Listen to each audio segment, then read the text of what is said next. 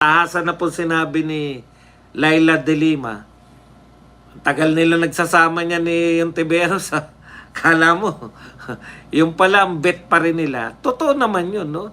Bakit ka naman magpapatakbo ng pinakabanban, pinakamahinang kandidato gusto niyong patakbuhin? Maaaring siya yung pinakamaingay, hindi naman po yung ingay, hindi naman po yan nakukonvert sa boto eh. Pinakakulela, ang layo niya po kay Leni Robredo. Pagdating po sa, kaya lang ang problema kay Leni Robredo, wala po talaga siyang kakayahang mamuno. Ang akala niya, ay tsaka na ako mag-announce, tsaka na ako magsasabi tatakbo 2020 sa 2028 na. Hindi niya talaga alam eh. Kay Leni Robredo, binibigay lang sa kanya ng lahat eh. Lahat ng masasabihin, lahat ng mga gagawin, bigay lang sa kanya lahat eh. Wala talaga siya yung kakayahan talaga na maging leader. Kaya, yan yung problema pa rin nila. Ako, tinipan ko na sila. Nagbigay na ako ng magandang diskarte, no? Luma na yan. Ang inaasahan nyo, ang inaasahan ninyong dumiskarte. Vice President na lang nga daw. Ang inaasahan nyong dumiskarte sa inyong politika, pamumulitika. Yung mga political strategies nyo, si Trillanes, at saka si ano pa rin? Si Trillanes pa rin, tsaka si Llamas. Mga talo na.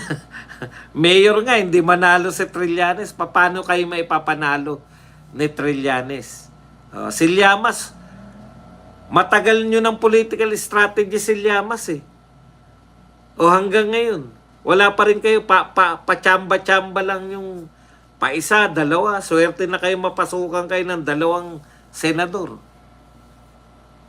Kaya kung yan pa rin yung aasahan nyo at same leader pa rin, alam nyo, nung natalo sila Leni, sabi ko, gayahin nyo yung ginawa ng Australia. Pagkatalo nila, nag-declare sila ng, umamin sila.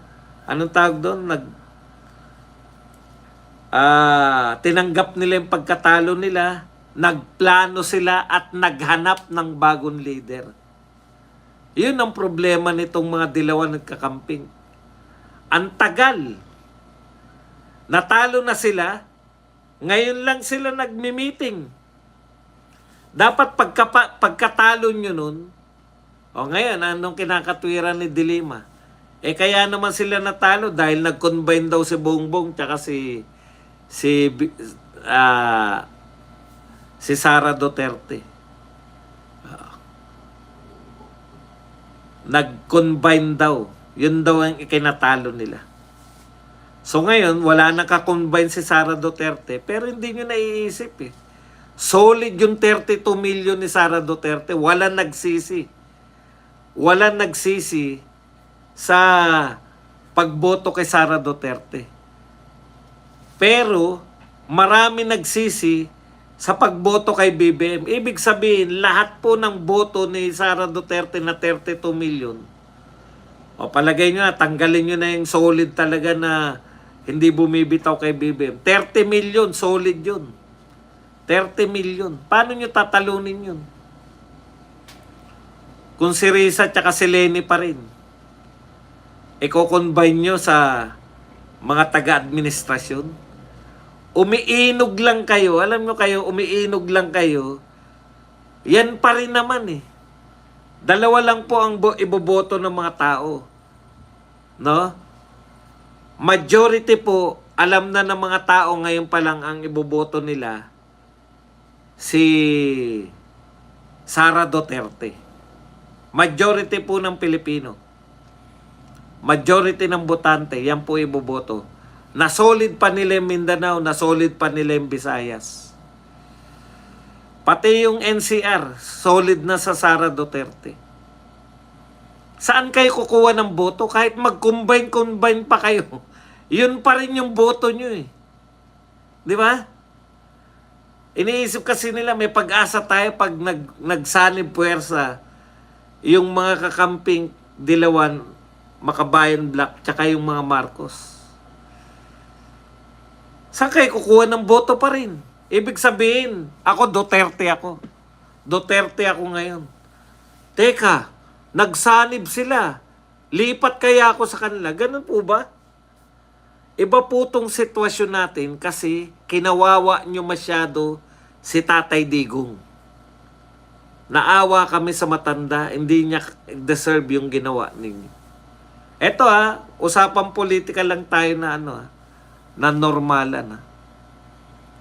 Tapos sasabihin nyo, wala naman na kayong separate Matagal na ang botante nahahati sa pro-Duterte at anti-Duterte. May-unite nyo man yung anti-Duterte, hindi pa rin kayo aabot. Yun na rin yung boto nyo Wala pong tatalo na Duterte. Nag-unite sila. Nag-unite na yung Bongbong Nag-unite yung Bongbong Marcos. Yung mga dilawan at kakamping. Duterte ako Inapi si Tatay Digong Lipat ako ron. Okay. Anong logic nun? Walang logic yun. Kung inaasahan nyo, pag nag-combine kayo, matatalo nyo na si BP Sara. Wala pong logic yun. Talo pa rin kayo. Hindi naman, paano nyo babasagin yung Duterte vote? Hindi po yung paano kayo magko-combine. Konting dagdag lang yan Konti na lang mga botante nyo Na hiniwalay nyo na yung sarili ninyo dito sa issue ng corruption. Dito sa flood control. Napakalinaw. Kahit kampihan pa ng ombudsman, kampihan pa ng DOJ, kampihan pa ng ICI, alam na alam ng tao na kaalyado ninyo. Alam na alam ng tao kung sino yung mastermind ng flood control, corruption. Alam din ng tao na Duterte lang yung mga walang hand sa flood control corruption.